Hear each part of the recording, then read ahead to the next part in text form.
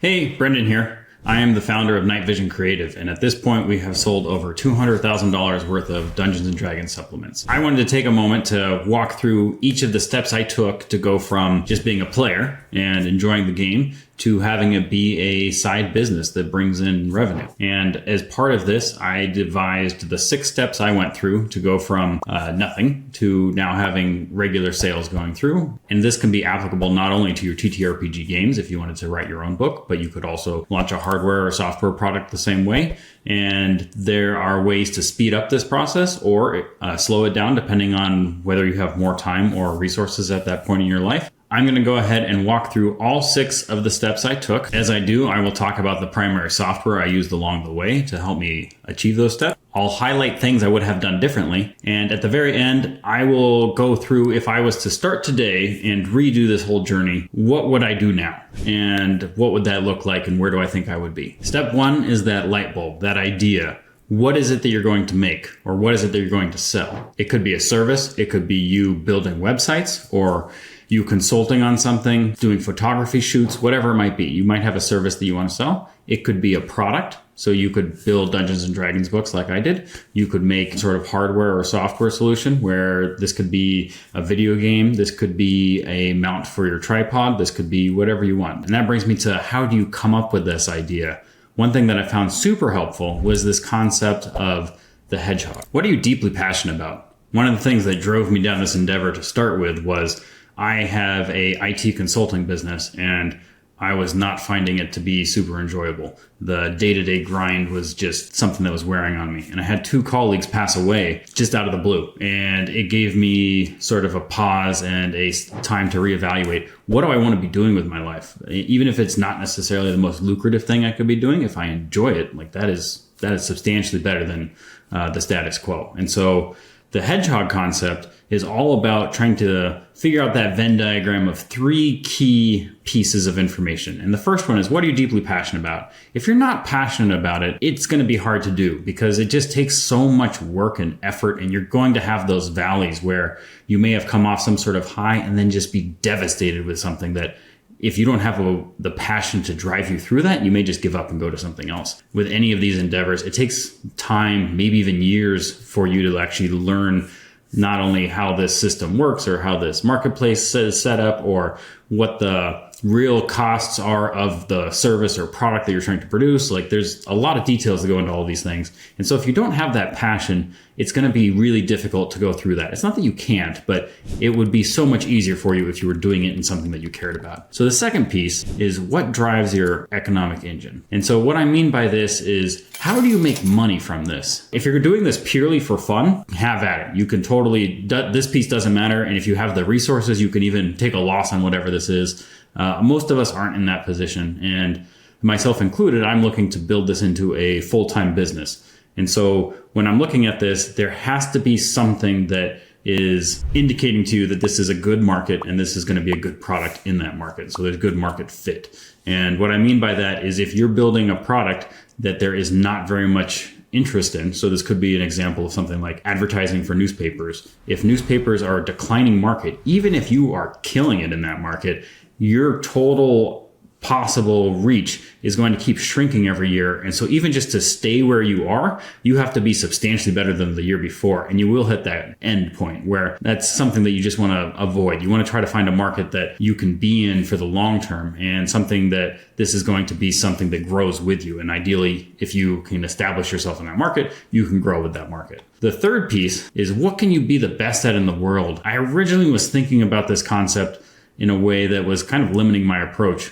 because like for the market I chose, I wanted to be able to create Dungeons and Dragons books. I thought this would be something that I'm passionate about. I enjoy playing the game. It's fun. It challenges me in ways that I don't necessarily get elsewhere. It has that collaborative aspect to it that I really enjoy. And the challenge was, can I be the best at it in the world? Realistically, no. No, I don't think I can, at least where I was a few years ago. And I didn't know about this concept when I started. And so I just happened to have chosen something that fit all 3 of these. And part of that was that drive because of the passion initially. But the other 2 pieces kind of fell into place as well. There's a ton of people that play this game. It is massively popular compared to how it was even just a few years ago. Hasbro and Wizards of the Coast are not necessarily driving in a direction that a lot of the fans are interested in, which to me means that there is a opportunity for people who are listening to those people and making content for them to be in. So that would be that economic engine piece. And then this piece I was struggling with for a while after I learned about this concept. But part of this is when you're looking at this, it doesn't necessarily have to be that product. It could be the process to make that product. So when I started thinking about that, that was where I could actually apply some of my skill sets from my IT world into this business, where in many ways, building a book is like building software. When you build a book, there's a whole bunch of people working on it. And when you put all these pieces together, then you end up with that final manuscript. But there's a ton of challenges with keeping track of the master, being able to edit the final manuscript once you're outputting it in a PDF and you're losing all of the editing capabilities of something like Microsoft Word. Like there's just a bunch of challenges that are a lot of the challenges software faced with trying to figure out source control and trying to figure out the source of truth for something and just having a single source of truth so that everyone knew they were working on the correct version, and then having all these different branches where different developers could be working at the same time and having that all funnel into this final product. I saw a lot of similarities just because of my background here as I'm looking at this. And so I started kind of navigating down that path to see what could I bring from my experience here to this area I'm more passionate about to try to devise a better process for building these things. That ended up leading to a whole bunch of improvements on each project I've done. I look at the retrospective for the last one. Where did I fail? Where did I succeed? And where can we improve that? And that is part of that initial idea. So not only are you going to come up with your product and your service and whatever it might be, but how you're going to improve upon whatever it is that's out there, because you have to offer something that's better in some way. It will be extremely difficult to compete if it doesn't have some sort of quality to it that other products don't. And so this was one of the things that I was looking at. The other thing that I had a lot of control over was the artwork, where I was thinking there are some really good products out there, but they lack on their art. And so this is a place where they skip on the budget, and artwork's expensive. So it is a perfectly reasonable expectation that someone who's put a bunch of time and effort into this thing may not have the budget left to complete it with the artwork, but that's not something I wanted. I want to make sure my artwork was better than the average artwork from Wizards of the Coast. So if you picked up my book and then picked up D&D Player's Handbook or something, you would think my artwork was better. That was my goal. And that was the target I was shooting for. And so that was my idea. All three of these things kind of combine into that hedgehog concept. It's really, what are you passionate about? What drives that economic engine? How do you make money? And what can you be the best at in the world? And so for me, it was Dungeons and Dragons seems like a good option for the passion. The economic engine, it's a huge market. Hasbro's alienating some of their users, and that could be something that I could kind of sneak in on. Step one, you need an idea. Ideally, the hedgehog concept is super handy for this. Hedgehog concept here is all about doing one thing and doing it really well. And so you don't have to be the best in the world at this, but you have to be really good. Now you're wondering what step two is. Step two was figuring out how to get funds for that project. And so the route I decided to go was crowdfunding. So step one, I've got an idea. In my particular instance, I decided, why don't I try making a summoner class for D&D? It's something that I've always thought was missing. The summons in the base game are, I'll just call them lackluster. And so I decided, this is something that I'm interested in. There's probably other people that are interested in this. So I just need to find some of those people and make a killer product, and then they'll be in. And as part of that, I was going to follow that hedgehog concept. I was going to make that one thing. So I was going to make one book. I wasn't going to get distracted with trying to do miniatures and trying to do, plushies and a backpack and dice and GM screen and what have you. I was just going to make a singular book. And so I decided as part of this that I would make that book. I would focus on the artwork. I would focus on the mechanics. I didn't know anything about writing a book. I didn't know it, well, outside of the general, you probably write a bunch of words. I didn't know anything about how to get the artwork in there. I've had very limited use of image editing tools like Photoshop and GIMP and things like that. I had no experience with something like InDesign, which is the tool you'd use to actually do the layout. And I had miscellaneous experience spread all over the place. So in this case, I wanted to build a crowdfunding campaign. And to do that, I had to figure out how do I build a community, because the whole goal of the crowdfunding campaign is to fund this project. But the means to do that is to bring your community. If you do not build a community, you will very likely fail. If you had a funding goal of $10K, you would need to have 10K worth of people coming through to back your project on that day one. Otherwise, you will not succeed. You need to bring your community. So you have to build a community. And you can do this multiple different ways. One is Facebook ads. You can run ads, essentially pay money to find people, to then invite them into doing something that you're interested in. And if they're also interested in it, that's how you grow that community. You can also do this organically, where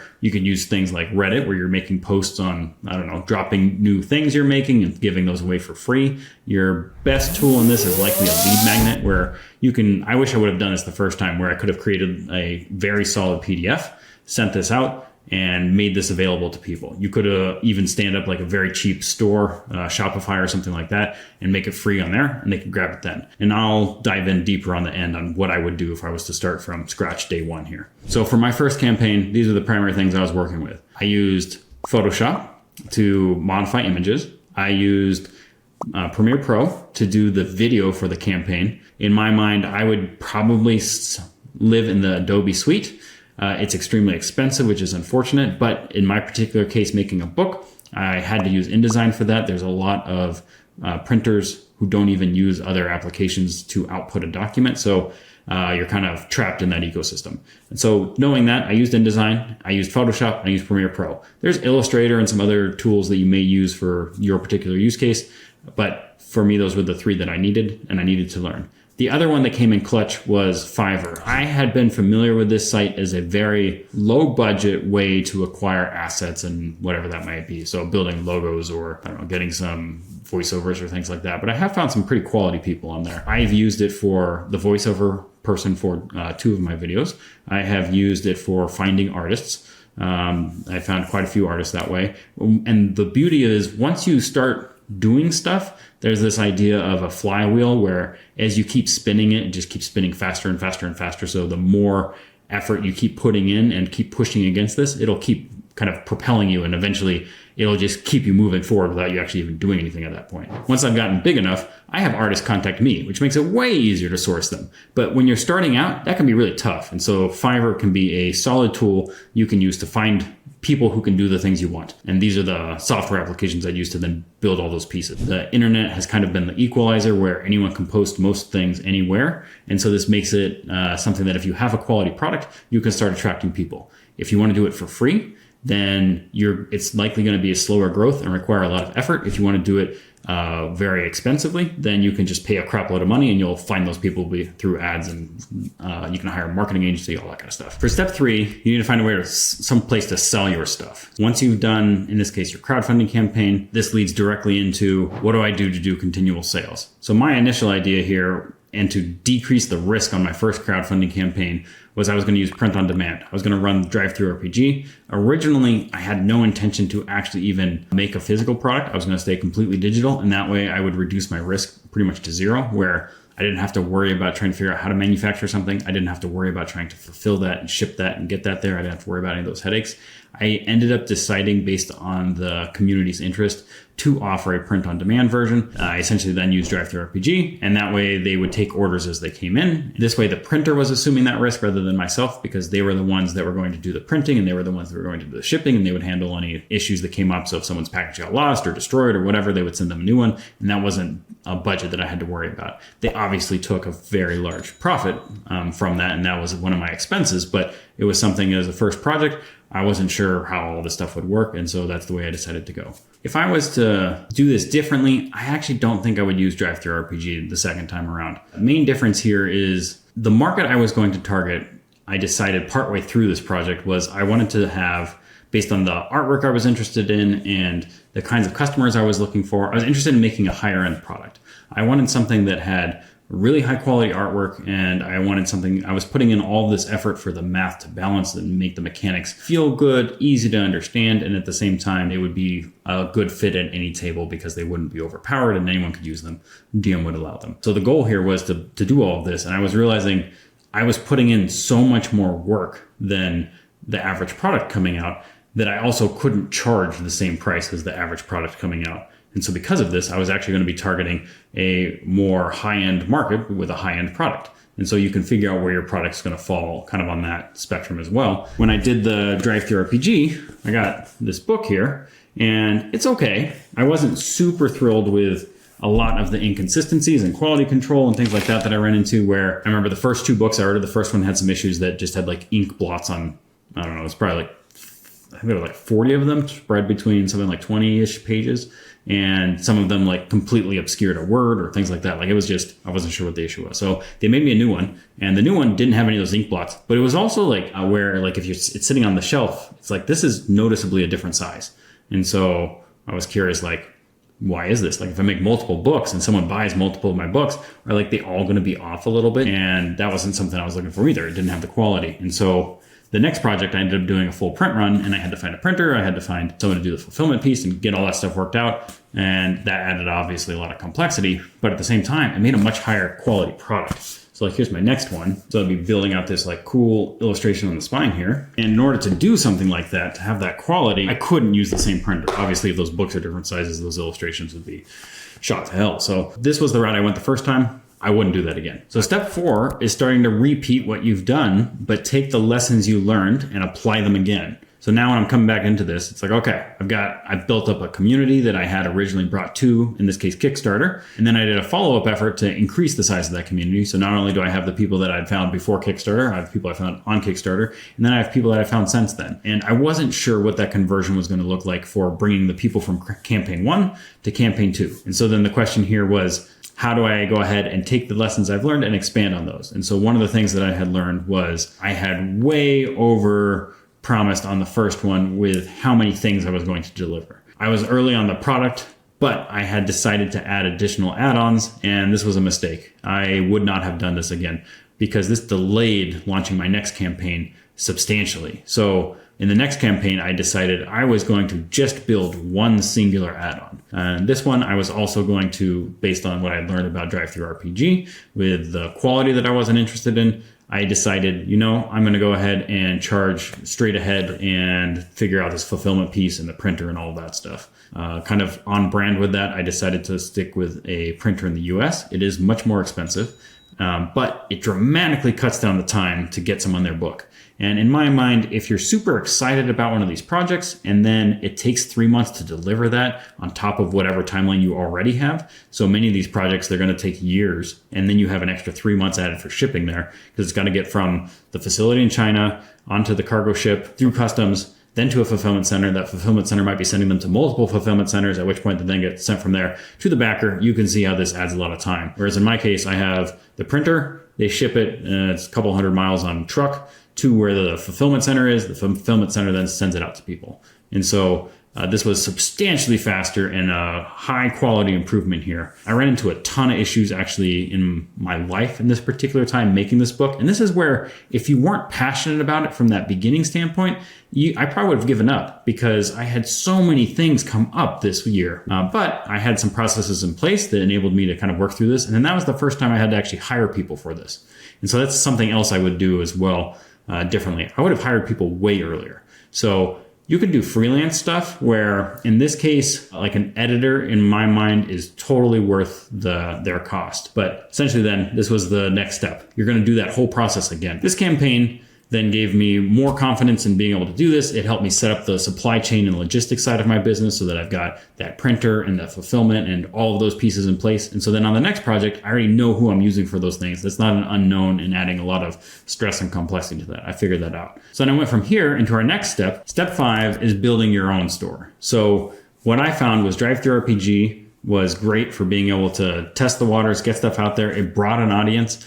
But it's also very expensive. This would be the next step in my mind. You want to build your own platform. So you could still use that platform, but now that's not your only source of revenue. Now you could have skipped and done this at step 3 if you wanted, where you're using your platform instead of using an existing one. I don't know if I would recommend going straight there. There's a lot of lessons learned that you may miss out on, but you could always do both. You could go ahead and use an existing platform and build your own, and then kind of couple those together. And you may not even go to another crowdfunding campaign. Maybe you just needed that impetus to get there. And then from that point, you're going to be selling that same product. Maybe you're selling something that needs to keep being bought. So you've got like that subscription package for meal kits or whatever it is where people keep buying this thing.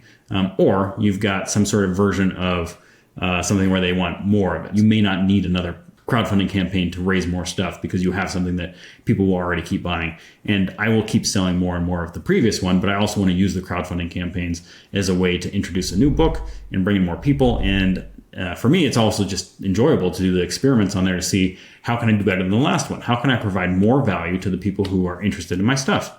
So step 6 was figuring out other ways to add value to my products. I would look for a pain point in your product, or at least in your category area. And I'm still thinking of like the hedgehog concept here, where I want to do one thing really well. So in this case, I still want to be all about those books, but I'm thinking now of building this interactive database so that people can then use those books more effectively.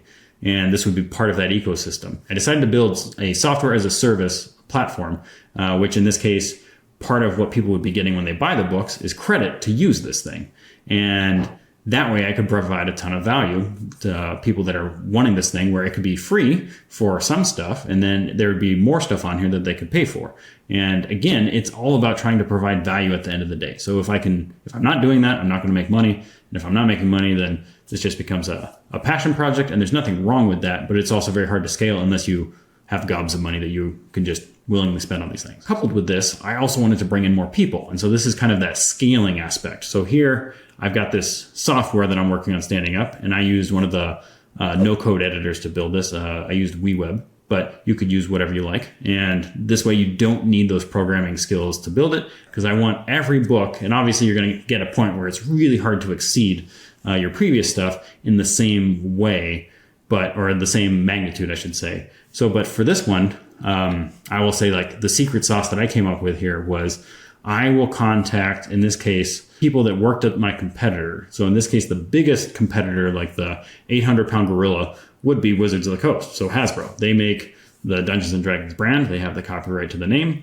Like, they have all of the stuff, and then they have some stuff in Creative Commons, so you can use that to make your own products. And there's many successful businesses that have done that. And one thing that I was looking at then was, how can I find people who already know this stuff and do this stuff, and ideally have more experience than I do, and hire those people? One thing I did was I decided to use LinkedIn, and I went ahead and I started following some of the stuff that Hasbro was doing. And one of the things that I found immediately when I happened to start doing this stuff was that they had a huge layoff, and it was right before Christmas, which is just total crap. Like, the timing of that was horrible. It seemed really fortuitous for me, in a sense that I might have the opportunity to kind of jump in here and give people something that they could pursue, even if it's just a stepping stone. Use me as your stepping stone until you find the thing you're actually looking for. Maybe you're looking to transition to a different industry or whatever it might be. That worked out both really well and extremely poorly all at the same time. So you're trying to scale, you're trying to find solid people, and then you're also trying to find other ways to improve your product, your process, whatever that might be. So in this case, I'm still focused on making a solid book, but that book is also going to be available in a format that people can access and easily search, and I can keep up to date and things like that. Then that's what it took for me to get to 200K. So 200K in book sales happened over the course of, it would have been 3 years here, where I had that initial idea on a ridiculously hot camping trip in June of 2021, and then launched my first crowdfunding campaign in, that would have been that Creed's Codex project. Brought in $50,000 during the campaign on this one. That wrapped up in May of 2022. And then I launched my next campaign, raised $92,000 during the campaign itself. And that one wrapped up in September of 2023, so last year. So I have another campaign running right now, and I'm essentially going through that same process. I'm iterating on what I learned before. I'm testing out some new things. And so in this case, for example, I'm testing running this on BackerKit. So far, I've found they have a lot of awesome tools, but I'm also finding I'm not getting the engagement that I did on the previous ones. So there's a lot of variables in place, so it could be all kinds of things, and we'll see how it ends up, because I'm about halfway through the project, and I'm not where I was expecting to be, though I do have a lot of people very excited about this, so we'll see where it ends up. But when this one ends, I will then take the learnings from that and figure out what I want to do for the next one, and just kind of keep building forward. And each project, you build more things, you learn more about your customers, you learn more about what you want to do. And one of the things that I have continually been doing is essentially trying to figure out how to streamline my operations and improve time to market. Meaning, if someone backs the campaign, how long does it take for them to get their book? This is my 6 steps that I would take, with a bonus one thrown in here of doing this project again. So if I was to start today, what would I do? And how would I do it differently? So if I was to start all over, one thing I did not do previously that I really wish I had was actually start making content. This could be YouTube videos like I'm doing now, and started pumping out some content. And this is based off of what the community is looking for. And so I have a survey out there. People are telling me this is what we'd like to see. And so it's really easy to generate topics because I can just see, all right, this is what people are interested in. This is what I'll give them, and walk through some of these details on things. And so I wish I had done that like from the beginning, way before doing like paid ads or anything like that. I should have started making content, kind of positioning my company as what it is and what it does and how it sort of interacts with its customers. And I would have done that. And that doesn't cost anything. You can use your phone. You can just start outputting content. Your first stuff, you should go in with the assumption that it is going to be terrible. My stuff is still terrible because I'm just starting on this journey, but each one I do, I get a little more practiced, or I learn some little secrets, tricks, tips to make my stuff better or more searchable or easier to find. The more you do something, the better you get at it. So in this case, the earlier you start making that content, the better you are. Create your social media channels and make content there for, say, Instagram or Facebook or whatever it might be. Figure out where it makes sense for you to post your content, and then do it. Just start making content. Even if those first ones are terrible. People are always concerned that they're going to look bad to whoever who's watching these things. But you should be thankful if you're doing that, because that means people are watching it. So your first ones, you're likely not going to have an audience. You're likely going to be doing this for yourself. Best time to do this was like 10 years ago. Next best time is today. Step 2, I would make a free product of some kind, whatever that might be. So if you're doing something that doesn't make sense to send them a free product, though, maybe you're making a really high-end speaker and this is where your passion is, it doesn't make sense to send them a free speaker. This would bankrupt your company unless you were, well, even if you're firmly established. So what could you do? You could make a lead mag that's something all along the lines of how to position your speakers for the best sound. And so you've got, I don't know, a 5-step checklist to make sure you can get the best audio from your speaker. Or maybe you've got, for staying on the same thing, you have your top 10 cables that you like to use to connect those speakers. Whatever makes sense in your industry. For me, I ended up deciding that, I could start putting together a free subclass. And so I did. I actually had a suggestion thrown out in my Discord, another community you can start, with from my buddy in there, Serb, with this idea on what if you took Microsoft's Clip It Assistant, what if you took that and turned it into a Warlock Patron? And I was like, this is actually a clever idea, because not only would it be appealing to people who play this game, it might just be fun for people who remember the assistant and have no interest in this. And so it might have some sort of viral share that may happen at some point where people want to share this. And so I decided I'll go ahead and make that, and I'll make it free. I'll let people go ahead and buy this for free. And then it becomes a lead generating tool where people that are interested in this thing now find out about your company, and then you can keep telling them and giving them value. And I think if I had to sum up everything into like the smallest piece that I could, it would be that you need to give people tangible value with every experience they have with you if possible. So it won't happen always, but it should happen as often as possible. Those are the two pieces I would do to start. I would make free content, and one of those content pieces being some sort of lead magnet as a way to find those customers and have a way to repeatedly contact them. So YouTube is one method where you can make those videos, they can subscribe, they can get notified about your next one. A more direct approach is if you can get someone's email, so you have a way to get into their inbox where they can have information from you coming in on a regular, consistent basis. If I was then kind of looking down the path for the next thing, it would be starting to build that community and starting to build out your social channels. So recap here, make free content, figure out how to package some of that free content into a lead generating tool where you're getting their email address. And 3, build out your community. And so again, wherever you want that community to live, go ahead and build that out. And then you've got the things in place that when you're ready, you can launch your Kickstarter, backer kit, Indiegogo, whatever it might be, some sort of crowdfunding project to go ahead and bring people in to whatever your thing is. If you were going to skip that and just go ahead and straight build out that marketplace, your Shopify store, put stuff on Amazon, etc., it follow the same process. You'd essentially bring that community to whatever that platform is. I think we'll do a quick recap here, running through everything. You need that idea. And the easiest way in my mind to have a solid idea is to follow the hedgehog concept. So what are you deeply passionate about? What drives your economic engine? And what can you be the best at in the world? Next piece is doing a crowdfunding campaign, or if you wanted to jump that and go straight to e-commerce or something, you can totally do that. But I would recommend this as an awesome option to bring in funding for your idea. And you can also test it out before you have to have spent a ton of money on whatever that might be, the full manufacturing of everything, or developing the software or whatnot. You could just build that demo and go that route. Next, you have that platform. So my case, Drive-Thru RPG, could be Amazon, could be Etsy. One thing I didn't mention earlier is could be something like Steam, like if you're making a video game. Anyways, lots of platforms out there to sell your stuff. They will take a cut, but they will give you customers. Next thing, iterate. You're going to do that same thing again, just do it better. Then you're going to have your store. So I set up my own store so that I can have people go there directly. I still had stuff on Drive-Thru RPG, but this was my goal to go ahead and start building out my own place and also start having control over some of those things. You can start having reviews and collect those there and then do things with those and so forth. Next thing was finding a pain point and trying to scale. So I coupled these together with, it could be a pain point in your own business that you want to solve, but some sort of pain where I want to scale this further. And so in this case, I built that software as a service system to help give people the tools they need to find their stuff, also deliver more value. They're able to go ahead and buy the same thing they were going to be buying before. The thing costs the same as other competitors, but mine comes with something cool. That was the next piece. And then that last piece would just be to continue to iterate on there.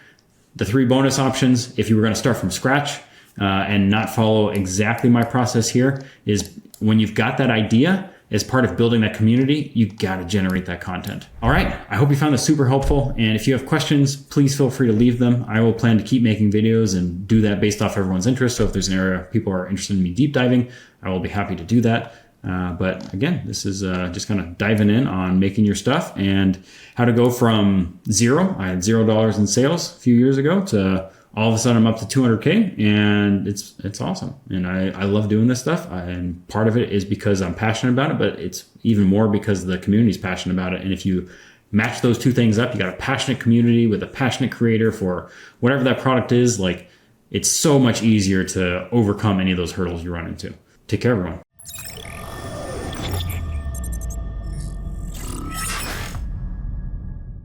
That's how Arcane Secrets of the Summoners came to be a thing, is I wanted to play a summoner, and the options just, they didn't quite scratch that itch where I wanted to have really powerful summons, and I wanted my summoner to be like the thing controlling these things, not like a secondary, oh yeah, I'm a wizard and I can also summon a thing.